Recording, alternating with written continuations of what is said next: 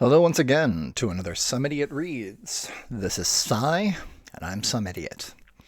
And today I'm going to be reading once more from the...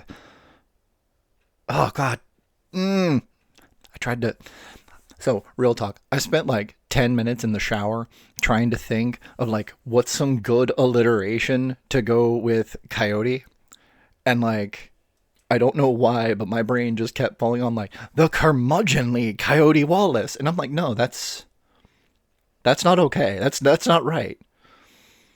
Uh, and I'm not gonna stick with that one. And please don't let it stick with that one. Can someone please give me a word that alliterates well with the word coyote?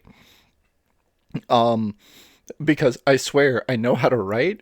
I I I I have a girthy and throbbing lexicon, but like, I don't know why, man. It's failing me right now. So please toss a comment and let me know a good C word that will, make Coyote look even better than he already is, if that's actually possible, which I doubt.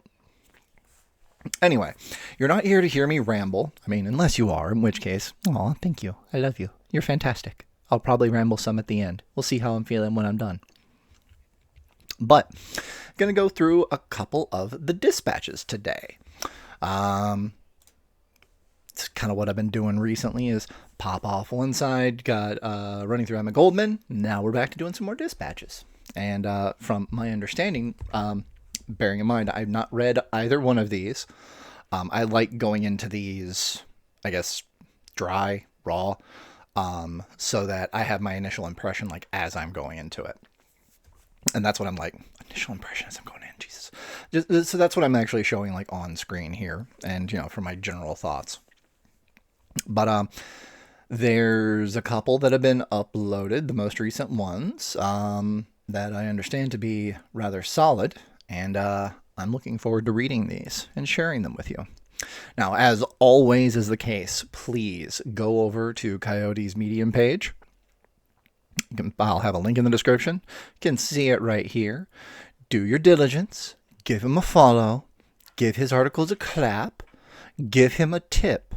The man is awesome. And those tips help every little bit. I mean, as long as it's not going to hurt you. But, if you can spare like $5, like, dude, think of it this way. $5. Most of us, it ain't going to be a huge big of a deal. But $5 is a meal for an evening from like Taco Bell. 2 evenings if you really want to stretch it. Half of an evening for my fat ass, but that's another story entirely. Toss him a bit. If you enjoy what you read, even if you don't enjoy it, toss him a bit so that he can, if you don't enjoy it and you don't like it, toss him some money so that it's like, well, then he can continue to work on his craft and refine it. Also, maybe go get your head checked because your opinion sucks. All right, I'm going to stop on that point. All right, but we have got it right here. Beautiful, beautiful stuff. That is a terrifying coyote. But the first one that we're going to go ahead and do, what am I at? I'm at 3 minutes. I have gotten this down for not rambling. Going to do 2 of them today. Now, the first one here, Of Sorrow and Dust. The tale of the... I'm going to mispronounce this. The tale of the Monongah mine disaster. God, I hope I didn't butcher that. The article starts out, we've got a picture of a coyote traveling across an icy wasteland. Okay. For more than 150 years, coal mining has been an integral part of the Appalachian way of life, shaping the people of the mountains to meet America's insatiable need for coal and the industrialists' unrelenting hunger for profit. The people here, sculpted by necessity and upheld by their own indomitable wills, have woven coal mining into their lives to such a degree that the job has transcended mere survival, becoming an honor rivaling military service. Entire towns owe their creation amidst the harsh Appalachian wilderness to the relentless march of the coal industry from mountaintop to mountaintop. Amidst these hills, blood has been spilled by hired killers, men have vanished forever beneath the black earth. Bonds of brotherhood and fellowship have been forged in fire, and a people all but forgotten have endured. We are the children of Mother Jones, the bastard raiders who followed Sid Hatfield into non-Union towns with pistol diplomacy, and the coal dust-covered faces that stormed Blair Mountain behind Red Thompson with fire in our blood and freedom in our hearts. Our people hail from places across the globe: Italy, Wales, Ireland, Scotland, Poland, and the open wound that is the American South. We grew up learning the tales of the battles our grandfathers fought against the gun thugs, right alongside stories and myths created by Appalachia's own indigenous people, the Melungeons. Melungans? I need to get a clarification on that.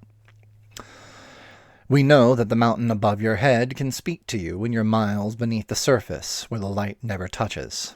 And we know the woods are just as filled with haints, fairy circles, and strangeness as they are with abandoned coyote holes, empty drift mines, and decaying mine machinery. We are a people of warrior poets like Hunter S. Thompson, champions like Muhammad Ali, and enduring voices like Effie Waller-Smith and Crystal Wilkinson. We are organizers like John Lewis of the UMWA, and manhunters like Bad Frank Phillips. We are Devil Anse Hatfield hurling sticks of dynamite across the Tug River, and we are Randall McCoy swearing holy vengeance as his home burned. The legends, heroes, and villains of Appalachia have long been forgotten, scrubbed from the pages of history books and trampled beneath the heel of institutional impoverishment. I am Coyote Wallace, and this is my Dispatches from Appalachia, and today we dig into the lost history of the Monongah mine and how the lives of 420 coal miners lost on a single harrowing day dramatically reshaped the American landscape. This is Of Sorrow and Dust, the tale of the Monongah mine disaster. I'm going to take a quick pause here, just as a note, because I realized I did not emphasize nearly as much. My understanding is that this one was a bit more of a endeavor to actually go through. My impression was that it was difficult to write. Just it's hard topic. But if you will, please stick around until after this one as well. I mean, honestly, give this one a listen. I'm enjoying this already. God, that feels terrible to say. Definitely stick around with this one because the second one that I've got on deck for tonight should be uplifting, is my understanding for that. So I honestly look forward to it. The Men Who Walk the Dark Miles. The weather was cold and harsh in West Virginia on December 6, 1907. The winds that howled and moaned through the mountains had grown bitterly sharp, nipping at the exposed ears, noses, and lips of the miners as they began their daily march to work for the Fairmont Coal Company. They were residents of Monongah, West Virginia, a town charted into existence in 1891 at the behest of the coal industry. The native population of the area had been all but eradicated during the Bloody Beaver Wars, and its proximity to deep veins of rich black coal made it an enticing prize for the barons of industry. What follows is a picture, modern Monongah, West Virginia. The Fairmont Coal Company's two most profitable pits were the number 6 mine and the number 8 mine. These deep mines operated nearly around the clock, pausing neither for holidays nor days off, and into the darkness whole generations descended. It was not only common for a young man to follow in his father's footsteps, but many boys were not even afforded the luxury of reaching adulthood before being conscripted into the relentless labor of pulling black rock from the earth. Follows is a picture of the Monongah mine and miners from 1900. On that day, over 420 men, workers over the age of 12 were considered quote-unquote men, and likely as many as 200 boys, of whom the Fairmont Coal Company kept no records, braved the cold to feed their families. Many wore wool coats thinned by years of use, bundled as best they could against the elements, with their lunch pails clutched tightly in their hands. Monongah, at the time, was home to a significant number of Italian and Slavic immigrants. Their shared heritage no doubt helped forge the tight-knit community that had grown in service to their dangerous employment. Follows is a picture of a child miner. No explanation needed on that one. These were men who talked amongst themselves of the coming day's work, spoke with pride of their sons, and shared stories of home. Frank Connie, at age 46, no doubt spoke with pride of his son, John Connie, age 16, as they walked side by side.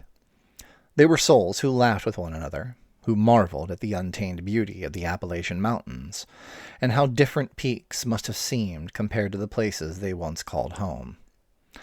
They carried with them traditions, languages, and even culinary arts that would, over time, become just... Sorry, weird pain on my upper lip. They carried with them traditions, languages, and even culinary arts that would, over time, become just as much a part of Appalachian life as banjo picking and cornbread. Like the Irish, Scots, Welsh, and black miners before them, these men had been chosen by King Cole for their willingness to work for next to nothing, their skill with stone and wood, and the fearlessness with which they sought to feed their families. Among these mountains, they dreamed of finding the elusive American dream, but it was their sweat and sacrifice that built the empires of coal operators like the Fairmont Coal Company. However, the diversity of those who ventured underground at King Cole's behest cannot be overstated. Among the Italian and Slavic miners were brave Polish workers like George Boshoff, age 30, who had recently arrived in Appalachia in search of a better tomorrow. Beside him, perhaps, walked the brothers Fay, 16, and Fred Cooper, 23, born and raised in West Virginia, worrying over their mother's failing health. Follows a picture of coal miners, presumably a father and son holding what I would guess would be siblings.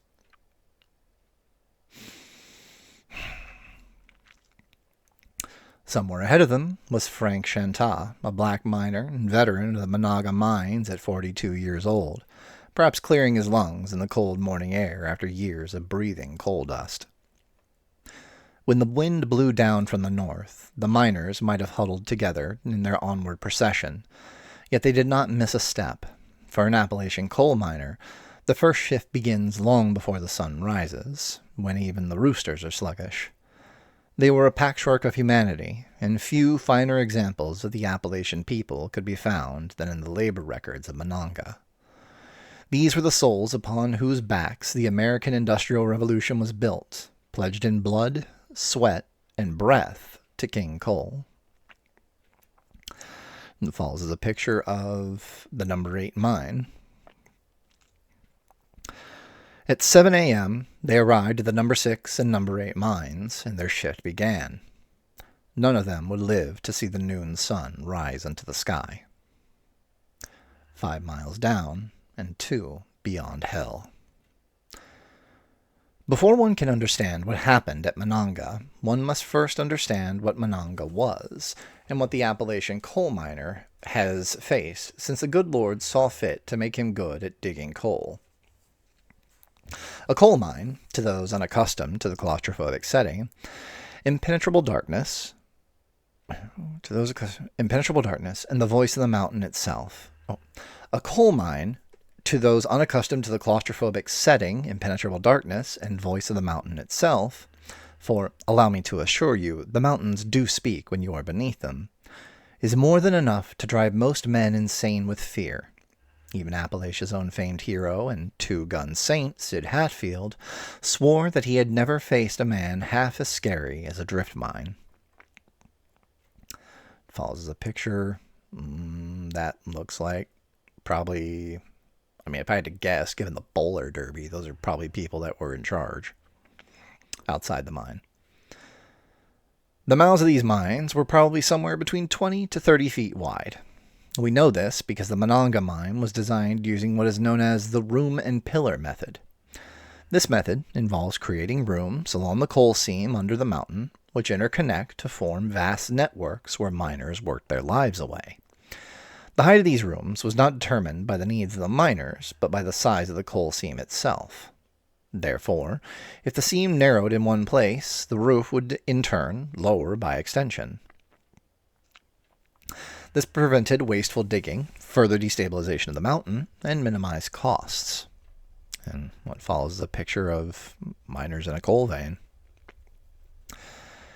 In 1907, there were few, if any, regulations to dictate how the mine should be run. The miners were not equipped with modern electrical headlamps, relying instead on open-flame lamps. What little electrical light existed at the mine's entrance came from exposed copper wire, and whatever illumination it provided was quickly consumed by the darkness beyond.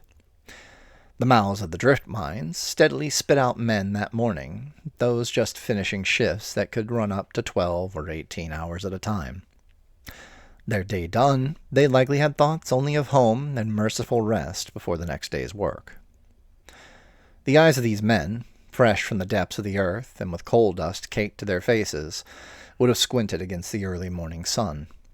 Few had seen real light for many hours, and fewer still had the energy to appreciate that dawn, after their backs had been broken in places where the roof was no higher than 4 feet. Some of them, exhausted as they were, no doubt gathered the children they had brought with them, just as the next shift brought their own, and carried them in their arms despite the brutal toll mining extracted on their bodies. They would have seen the coming workers there to relieve them and greeted them with the resolute humor that all working people who toil for others use to ease their burden. There were no modern sewage systems or plumbing. The smell of piss and shit would have been cut only by the lime sprinkled on the privies. The oil from machinery, the sweat of the men emerging from their work, and the smoke from the first steam loaders hauling tons of black West Virginia coal would have hung heavy even in the damp December air. Still, this was preferable to what awaited inside the mine. The dust was an ever-present companion, and from the freezing temperatures that had settled over Monongah, we can extrapolate that it was thick indeed. The only way coal mine operators could combat dust, which even then was understood to be explosive, was to wet it down regularly. During cold weather, when water towers froze and spigots on the tanks iced over, there was no way to wet the dust. The noise of an active coal mine was a cacophony, surpassed only by war in its approximation of hell. Above ground or below it, the labors of men harvesting coal from the earth were not gentle. Dynamite blasts, the endless rattle of loading and unloading coal, and the grinding of steel and stone created an unholy din. Beneath the earth, sound distorted. The ringing of picks melded with men's voices, bouncing off walls in near pitch darkness, thrown to all corners of shadowy creation. Occasionally, the mountain would speak to them.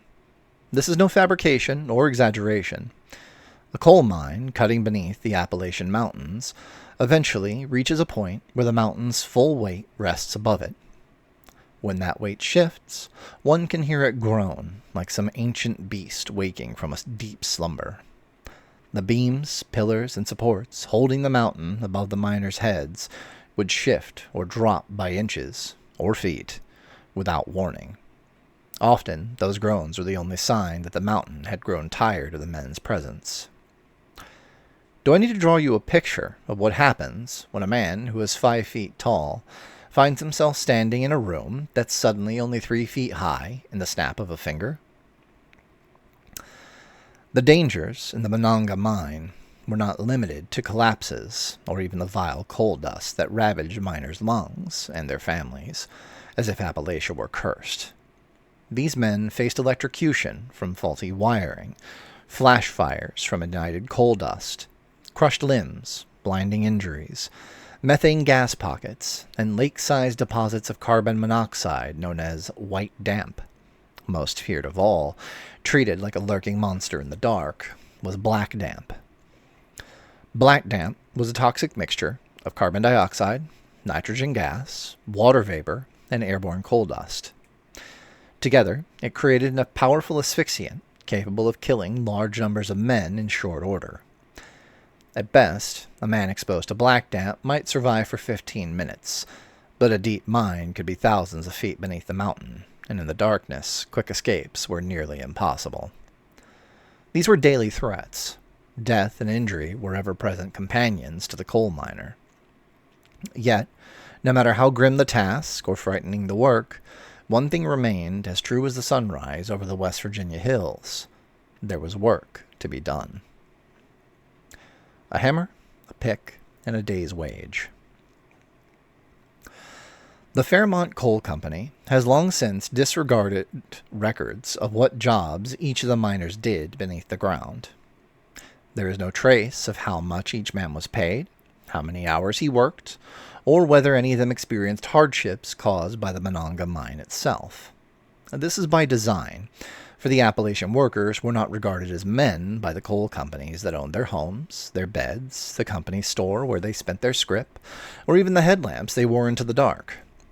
These men, regardless of race or place of birth, were held in the same regard as machinery or beasts of burden, worked until they broke down and were swiftly replaced. With a little detective work, however, we can piece together some details of their lives and what they must have endured that day. Frank Connie, with a few years of mining under his belt, would likely have been earning as much as 50 cents a day for his toil. As he parted ways with his 16-year-old son, John Connie, he may have felt some relief that his boy was already making 40 cents for the day. Frank would probably have been digging coal with a pick and hammer in hand, while John, still slight enough at 16, might have been assigned the dangerous work of a coal shooter. As his father vanished from sight into the dark, John would have taken a nitroglycerin blasting cap, clenched it between his teeth, and crawled on his hands and knees into the lowest points of the mine. If there was no blasting to be done, he would have joined the younger boys in pushing heavy carts with coal loaded with coal back to the surface. In a coal mine, even the small dimensions of children were considered a valuable resource by mine operators. The 42-year-old black miner, Frank Shanta, would have faced his day's work with iron in his character and ice water in his veins. His years of experience in the mine meant he likely witnessed some of its worst accidents. Perhaps he even helped newer miners, like the 30-year-old George Boshoff, get the hang of the craft. Deep below the earth, in darkness as black as the souls of the men who owned the mines, even matters of race were suffocated beneath the coal dust. Here, all men were brothers, watching out for one another. In this way, the depths of hell found progress faster than the world above. Did Fay Cooper, still a boy, hesitate the first time he heard the mountain above him groan? Did he glance nervously at his older brother Fred in the gloom as the pillars cracked like rifle shots? Did he look to his sibling for reassurance as they marched into the mouth of the Monongah mine, hoping to earn enough to care for a sick mother or other family members? It seems likely he did, for he was still a child, and the mountains of Appalachia had broken the courage of hard men for as long as there had been mountains. Yet they were West Virginia boys, and coal mining to them was not merely a job, but a point of pride, no matter the cost. Fred Cooper, if he were a good older brother, might have helped his sibling light his headlamp. He may have patted him on the back, assuring him that in a few hours they would see each other again for lunch. Certainly, Fred would have watched his younger brother disappear into one of the twisting tunnels that formed a spider-web maze beneath the earth. If Fay grew frightened, Fred might have pointed out the lost line strung overhead, a safety guide placed by miners themselves to lead a man back to the surface, if he could find it with his fingers in the impenetrable dark. By 10 a.m., the number 6 and number 8 mines were in full swing, with 420 souls throwing everything they had into their work. They labored despite the gun thugs who watched over them to keep out union organizers. They worked despite the poor pay, the fear, and the certainty that their lives were being shortened by the job. They had no respirators, only open-flame headlamps. The youngest wore bandanas over their mouths, but the older men, already succumbing to silicosis, found it too hard to breathe with a damp cloth covering their faces, so they inhaled the coal dust directly, unprotected. Death, when it is not doing the work of God, collecting those for the hereafter, works part-time as a West Virginia coal miner. By 10:13 a.m., Frank Connie might have finished his grandfather's pocket watch, or might have fished his grandfather's pocket watch, the only valuable possession he owned, from his pocket to check the time. His back, already burning and aching from the labor, would have screamed at him as he bent down to glance at the watch's face. Soon lunch would come, and he and his son could return to the sunlit world above. They might share a meal of pepperoni and rolled bread, washed down with clean water if they were lucky. What conversations might Frank Connie have had with his son? What would he have told him when they emerged from the deep, eternal black of the mines? Would he have said, "I'm proud of you"? Or wiped the coal dust from his only son's face with a bandana pulled from his back pocket? We'll never know. Just 15 minutes later, the worst mine disaster in American history would unfold. The Monongah Horror. At 10:28 a.m., the residents of Monongah, who awaited the return of their husbands, brothers, and sons from work that day, reported hearing a sound akin to that of a thunderclap. This was followed, less than 2 minutes later, by an even louder boom that shook houses, shattered windows, and sent local horses into mad dashes of fear. A shiver of dread no doubt ran through the people of Monongah as they rushed onto their porches and turned their heads towards the source of the calamity. The heart of the Appalachian coal miner is made of U.S. steel, and thus he is immune to the fear of the mountain.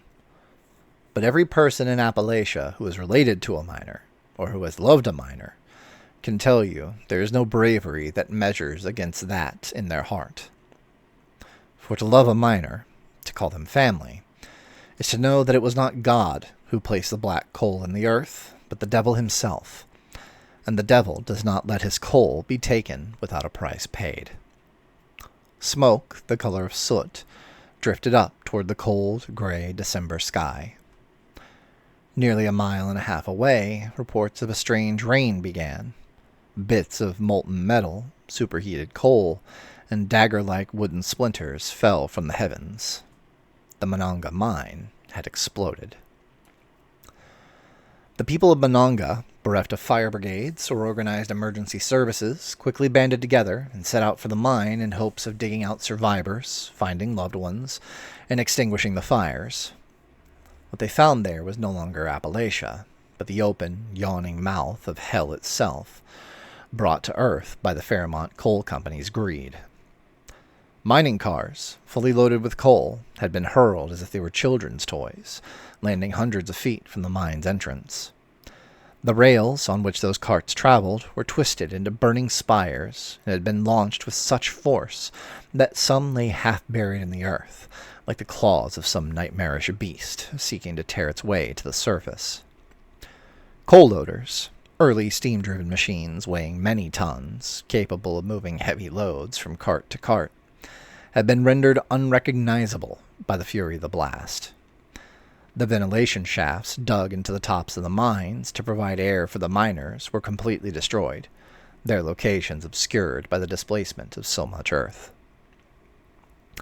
The entire face of number 8 was gone, and the opening of number 6 was a steady gout of flame that, if witnessed, would rob a man of any sense of wonder conjured by dragons.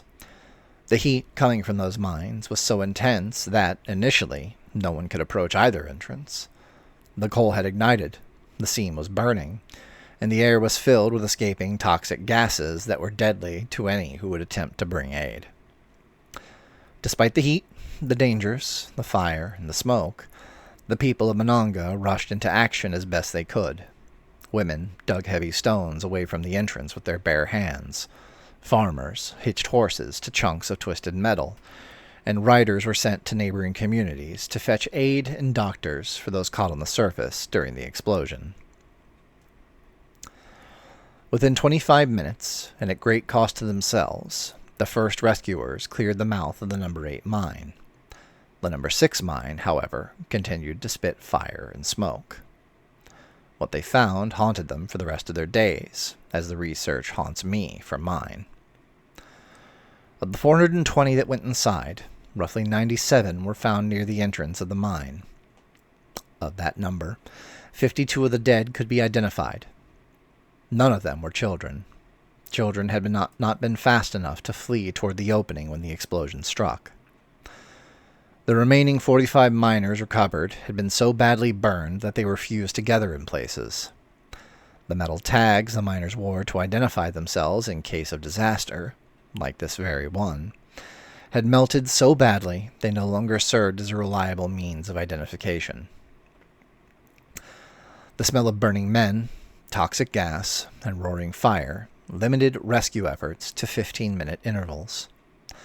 No one could stay alive in Monongah any longer than that. The mountain had sat down, its pillars destroyed, and the depth of the mine had shifted from thousands of feet to less than 100. The vast network of tunnels and rooms was sealed away by thousands upon thousands of tons of Appalachian stone, as if the mountain itself sought to replace that which was stolen with men who, themselves, would one day become the black coal mined from the earth. The Fairmont Coal Company would later say that all the men had died instantly from the explosion. But the reality is that pockets of oxygen can exist in a coal mine, just the same as pockets of deadly gas, and it's likely the men left inside could hear the digging of the rescuers, and they could still hear it when the digging stopped.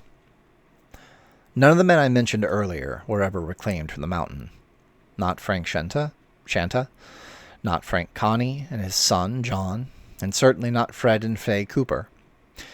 George Boshoff would never get to write to his family in Poland. They were gone. Their headstones mark empty graves, and even the chalkboard on which they wrote their names before going underground each day was shattered into 1,000,000 pieces.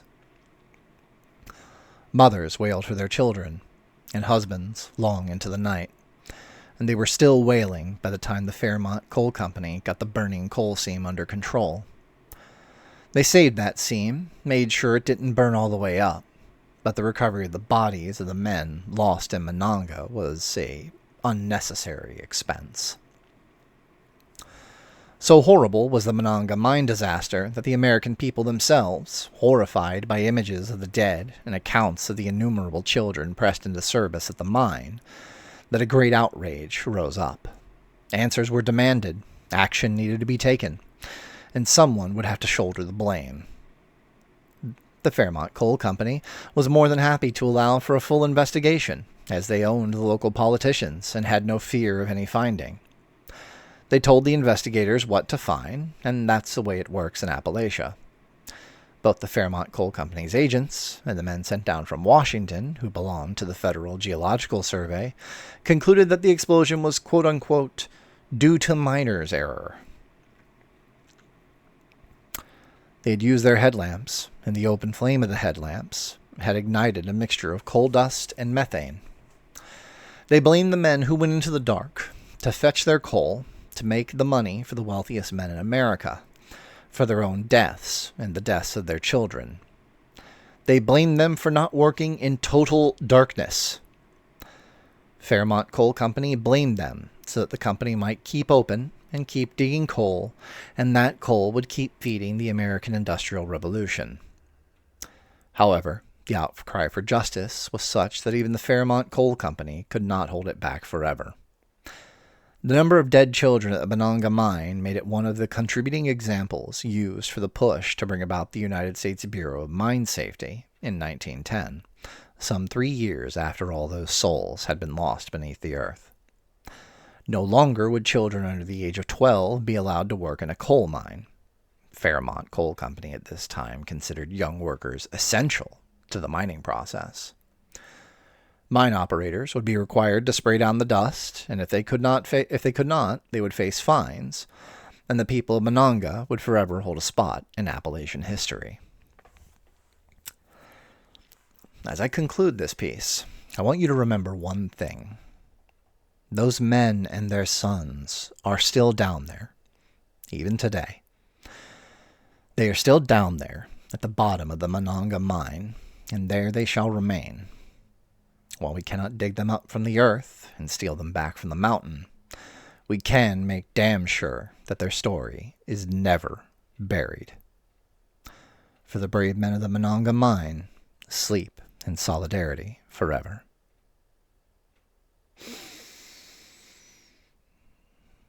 Shit.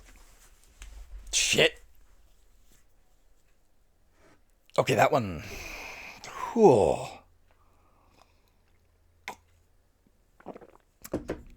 I seem to remember, like, seeing you mention Coyote. That one was hard to write, and I can believe that entirely. I could sit and harp on the fact of, while it may not be, it is, there is certainly no comparing this sort of just inhuman treatment of people. The underlying nature of big business capitalists stays the fucking same. It's no different now than it was back then. They just have more, ropes holding them back for all that's fucking worth. Guarantee you, anyone sitting down thinking, oh, people like Bezos or the Muskrat, they'll help us, they'll save us, they can make things better. Bullshit. Horse shit on that. That can fuck right the hell off. They don't even give a damn about you, except insofar as you actually improve their bottom line or make them feel better, shit like that. That's a fucking travesty. And the more depressing part about it is, well, I'm not a historian by any stretch. I know for a fact that's not even the only story. I mean, it's definitely the biggest mine disaster, at least reported. But there's still, I'm positive, countless tales, even down to individual levels, of people killed, their lives taken away for the pursuit of profit. That's pretty fucked.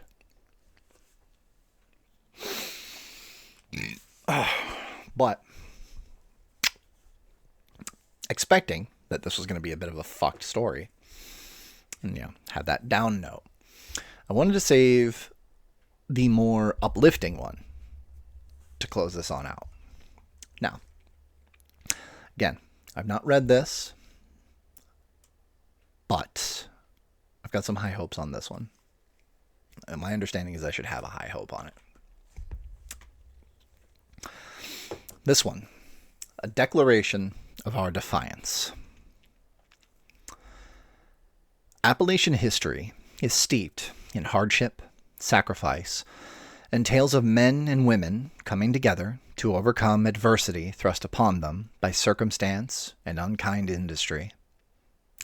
Our people are as proud as they are varied in their origin, our traditions as old as the poplar trees that give us shade, and our dialect itself is a love letter to all those who came before us. We are moonshiners, farmers, coal miners, outlaws, American mystics, and American bastards.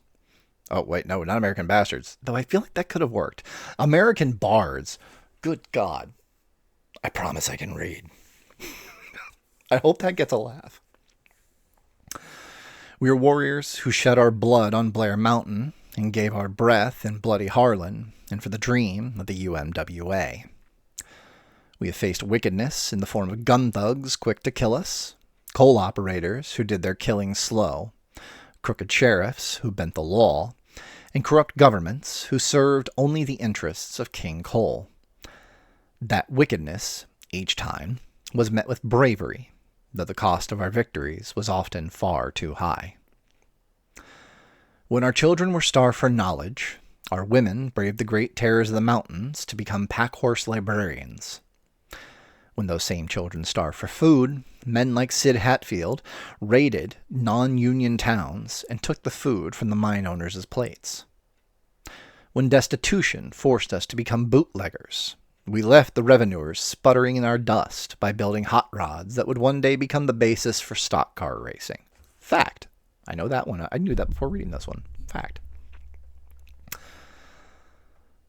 Powerful men have sought to tame us and make us their pit ponies and nothing more. Men like J.H. Blair and President Warren G. Harding. Great industries, bloated with power and wealth, like the Fairmont Coal Company, the C&O Railroad, the Black Diamond Mining Company, sought to purchase our dignity, not with coin, but with the threat of starvation. But we endured. We learned to play ditties on banjos, weave sweetness in the air with the dulcimer, and fill our bellies with cathead biscuits and squirrel brain gravy, rather than cross a picket line out of love for Mother Jones. We marched on Charleston 10,000 strong, and so righteous was our fury that the governor himself quaked in his boots. We did it so that our children would not spend another day working in the dark depths of a coal mine. There's a thread that runs through all of this history, a thread that binds all of us born to the mountains. A constant, as timeless as the peaks of West Virginia's hills, and as dependable as the Kentucky coal miner hauling tonnage out of the earth. We are a defiant people. And now, our so-called president, whose name I shall not speak, for it stains the tongue with its loathsome quality, has declared that there are only 2 genders in America. He has decided that our trans brothers and sisters are to be targeted by his legislature for cruelty.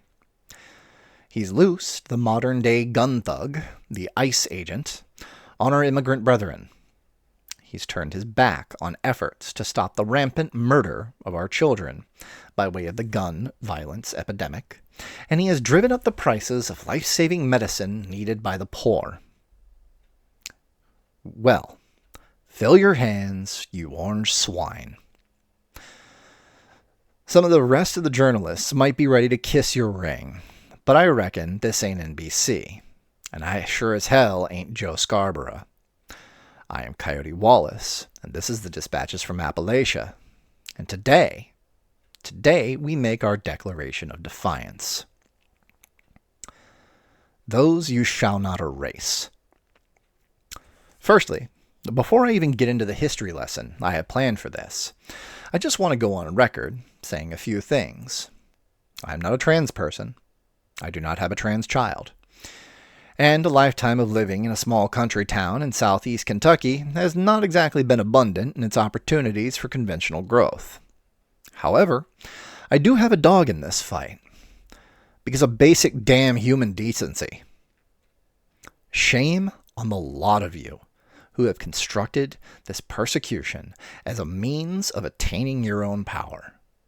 I do not believe that there is a shred of true fear in the architects of this farce. I will not pretend that you have not been successful in stoking fear, but you have grossly underestimated how many of us refuse to join you in being the shit-caked swine that you are. No one on the face of this planet gets to tell anyone else who they can be. That dog don't hunt, old son. It just don't hunt. I'm an Appalachian, and Appalachian history is of all people in America. That includes our trans brothers and sisters. Those you seek to erase, to persecute, to harm by way of policy and callousness. They are my people, and they have always been our people. You may have forgotten that, Mr. President, busy as you are taking your victory laps. But I, sure as the sun shines, have not, sir. Not for a tick of the talk. And if any of your followers should look upon this work while believing they serve some hog-stench-laden notion of traditional values, I might suggest now is the time to hold on to your little red hats. You ain't about to like this, or you ain't about to like this none. No, sir. Not one bit.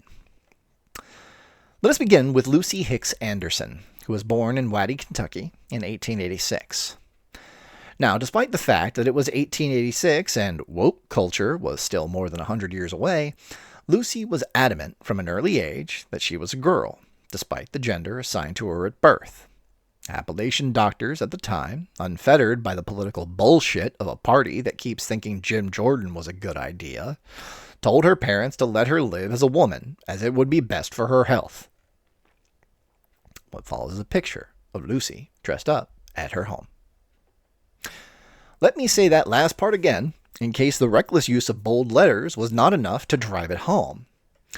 I know that swine can, when confronted with the truth, retract into their bullshit bubbles in a surprisingly accurate imitation of a frightened turtle. I absolutely do not want to lose you if this is shocking to you, so take a deep breath, shake it out, give your face a dramatic rub with both hands. Are you ready? The doctor told her parents to let her live as a woman as it would be best for her health.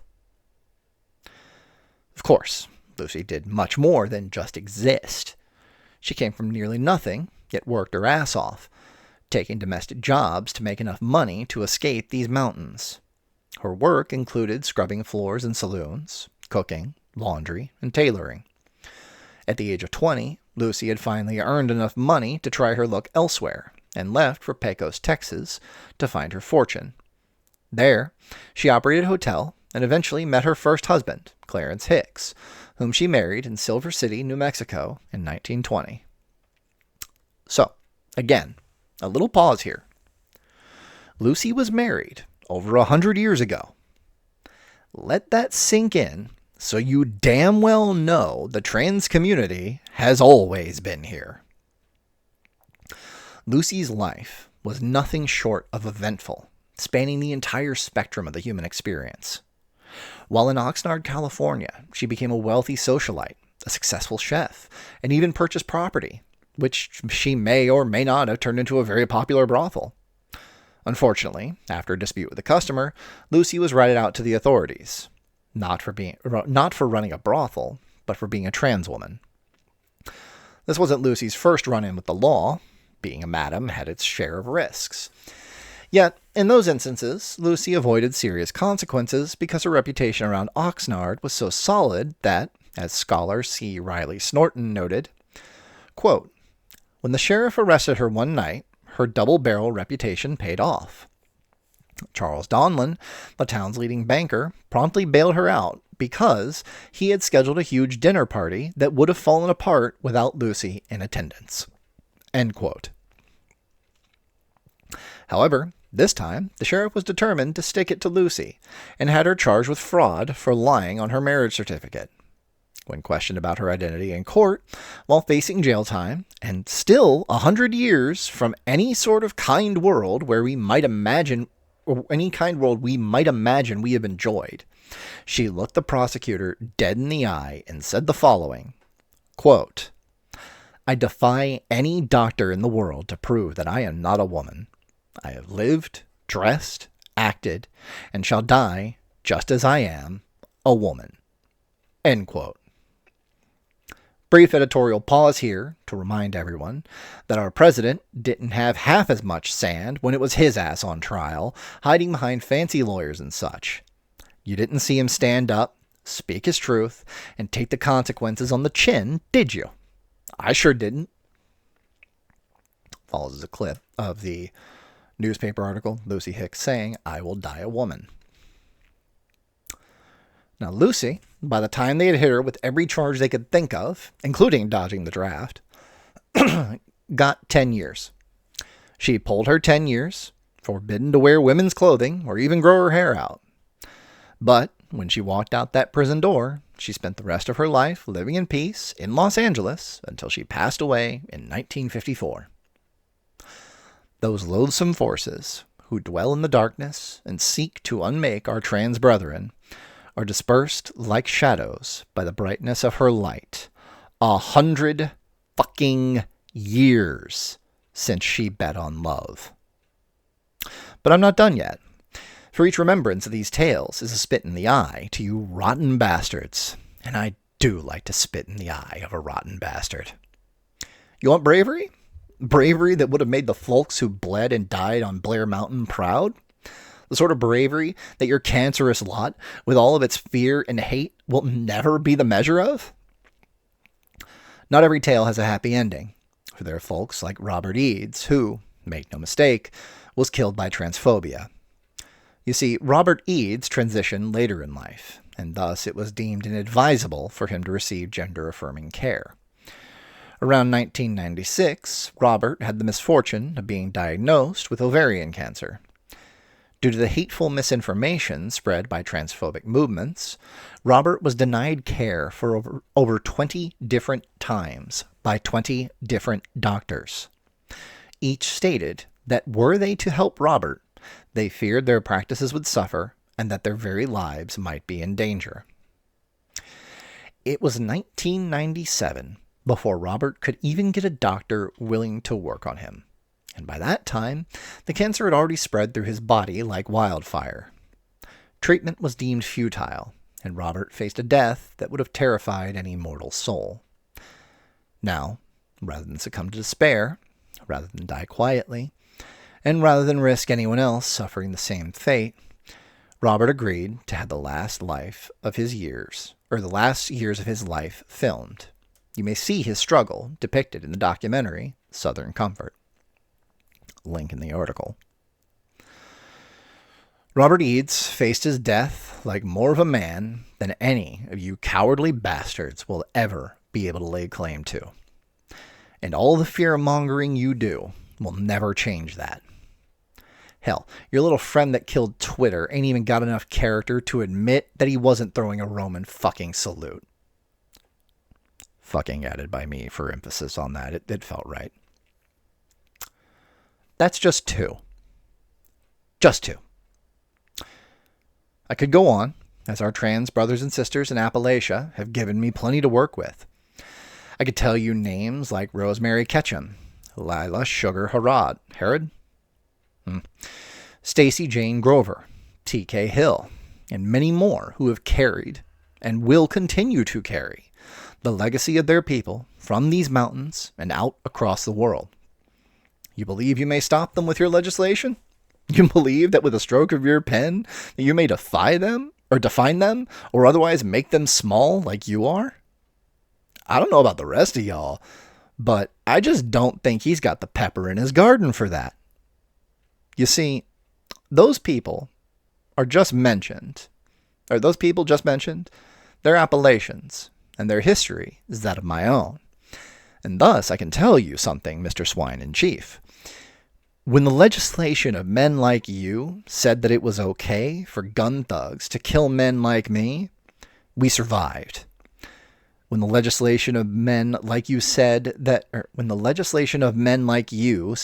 Melungeon people were to be sterilized and exterminated by the law, they survived.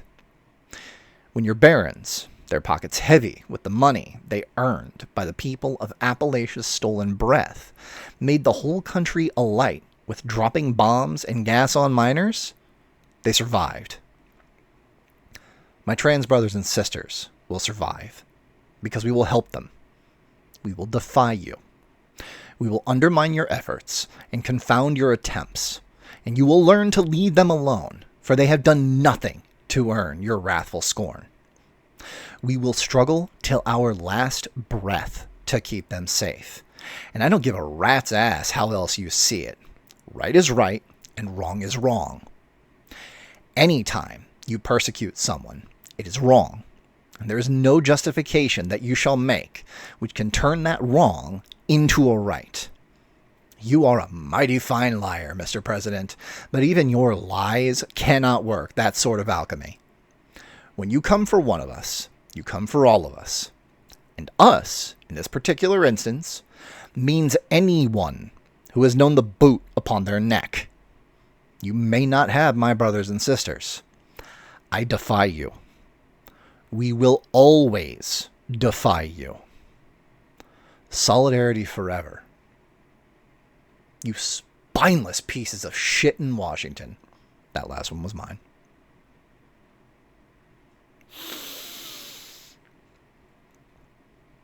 This is normally the part where I'll ramble a bit, but in all honesty, I'm feeling this too much. Leave it on this fucking note. Give him a fucking tip. Fuck yeah.